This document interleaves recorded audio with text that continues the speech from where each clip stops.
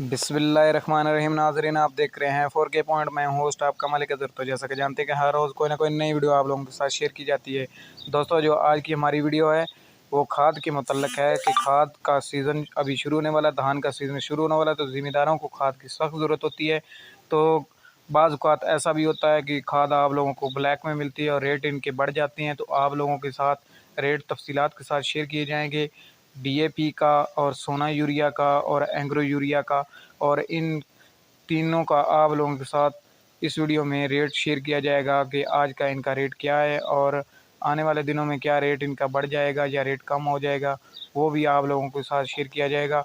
तो दोस्तों, जो एंग्रो यूरिया का है वो 3200 रुपये बोरी का है 50 केजी के बैग का, और DAP की बात की जाए तो वो तकरीबन 9900 रुपये का है 50 केजी वाला बैग। और सोना यूरिया की बात की जाए वो 3300 रुपये में फ़रोख्त हो रहा है वो 50 केजी वाला बैग। तो ये थी आज की रेट की अपडेट, और डेली ऐसी रेट की अपडेट देखने के लिए हमारे चैनल को सब्सक्राइब करें। हमारा चैनल आपके साथ डेली ऐसी लेटेस्ट न्यूज़ अपडेट आप लोगों के साथ शेयर करता रहेगा।